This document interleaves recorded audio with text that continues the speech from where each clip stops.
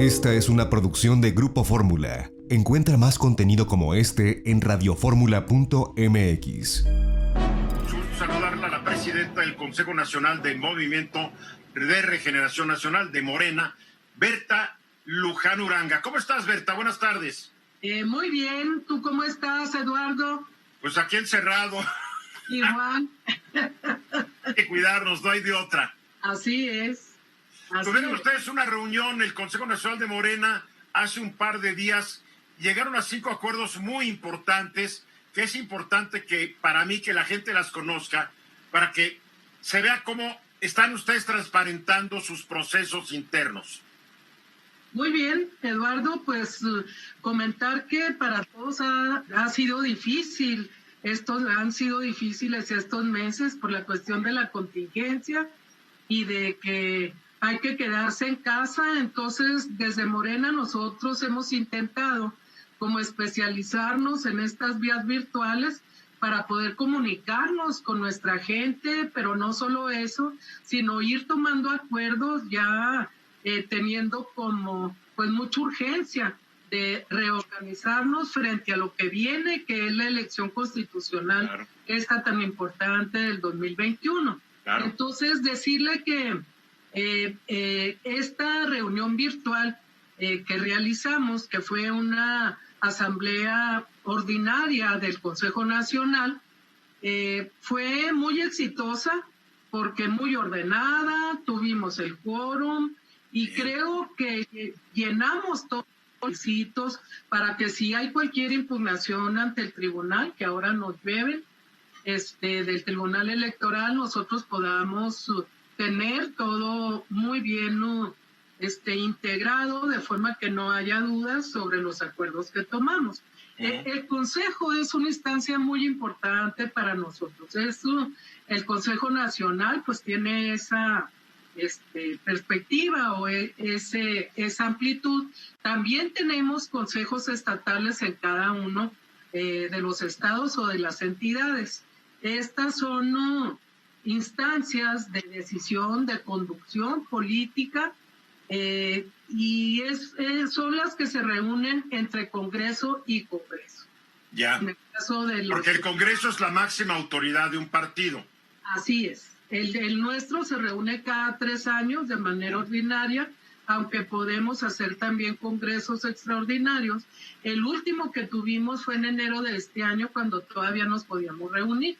Entonces, en relación a los acuerdos del Consejo Nacional de este domingo pasado, comentar que efectivamente son 5 los acuerdos más importantes. El primero tiene que ver con la vida interna de Morena y con la necesidad ya de la renovación de las dirigencias. Sí. De acuerdo con el estatuto, cada 3 años hay un cambio de dirección, de estructura, desde abajo hacia arriba, o sea, desde lo municipal, lo distrital, lo estatal y finalmente lo nacional.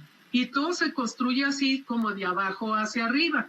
Sí. Por ejemplo, cada 3 años debemos convocar a elecciones en asambleas distritales, 300 asambleas en todo el país, que corresponden a los 300 distritos electorales federales. Ahí se eligen por parte de la militancia o los afiliados que llegan a la asamblea. Todos los afiliados y afiliadas pueden llegar, tienen derecho a participar, y ahí se eligen 10 representantes, 5 mujeres, 5 hombres.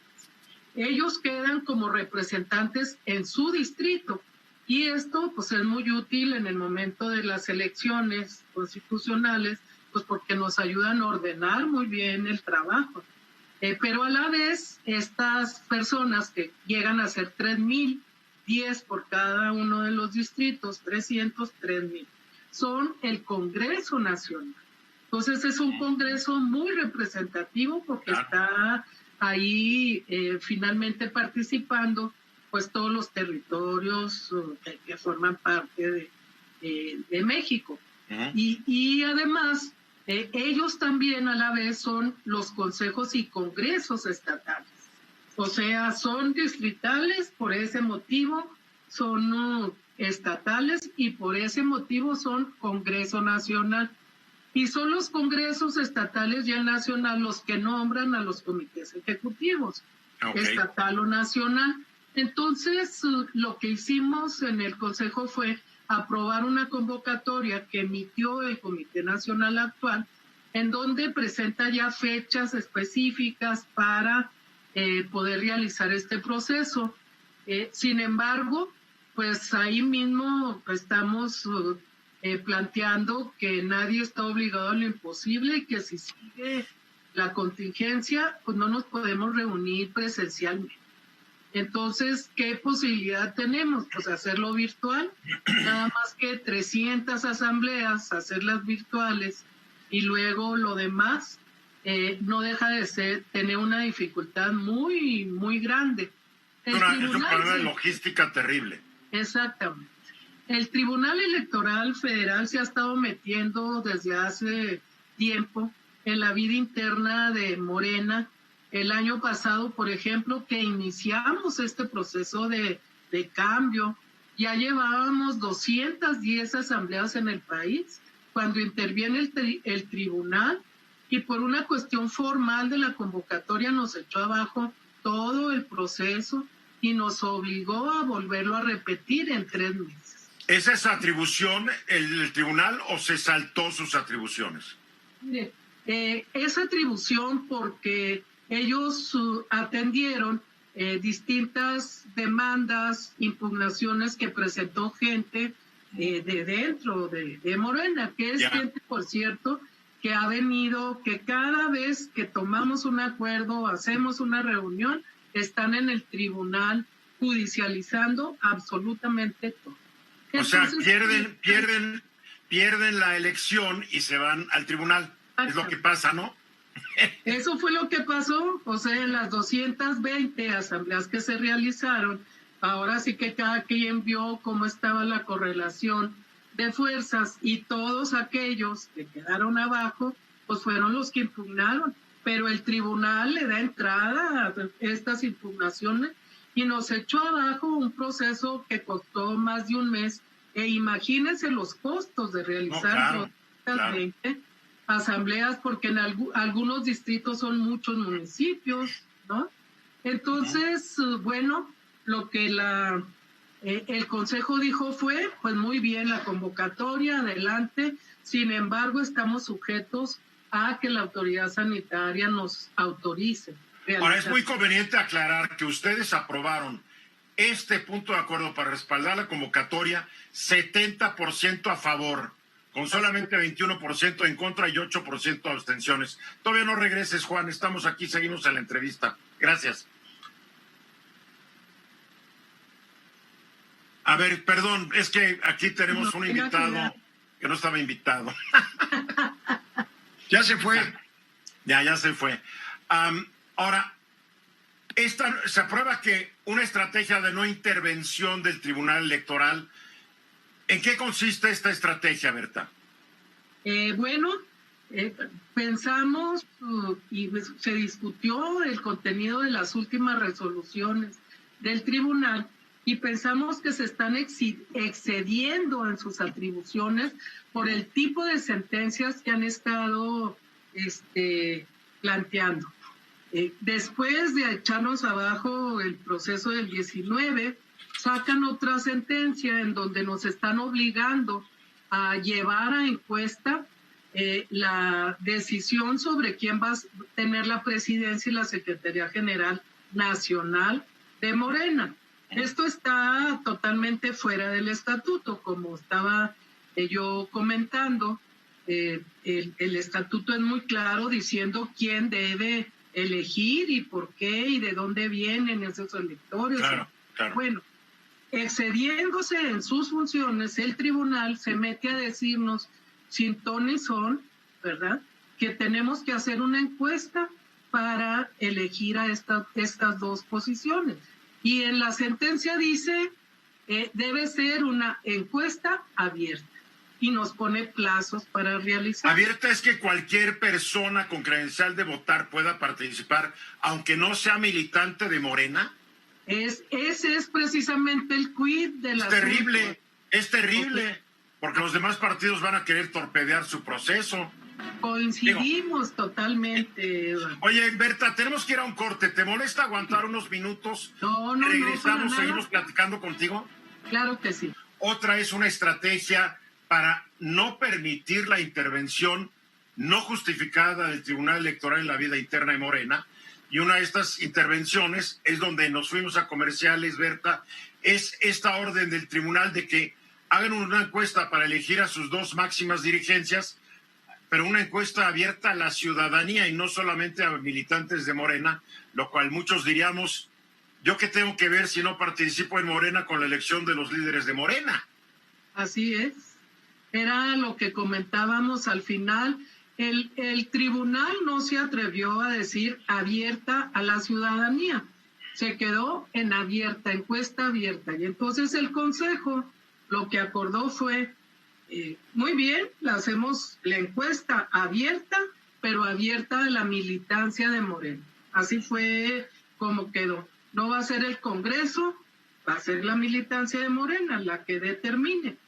Sin embargo, le decía que hay una controversia porque hay gente en Morena que piensa que es mejor hacerla abierta. Obviamente la gente que tiene menos impacto en la militancia y que ve que solamente de esa forma abierta a la ciudadanía pueden salir adelante. Entonces, pues hay gato encerrado, es obvio, ¿no?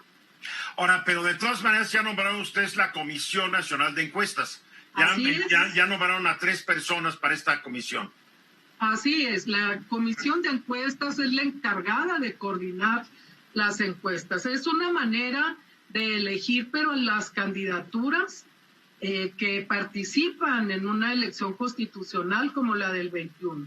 No para el proceso interno, no para nuestras direcciones, sino para los candidatos, candidatas a elecciones. Sí hay en el estatuto esta posibilidad de la encuesta. Entonces, nombramos a la Comisión Nacional de Encuestas.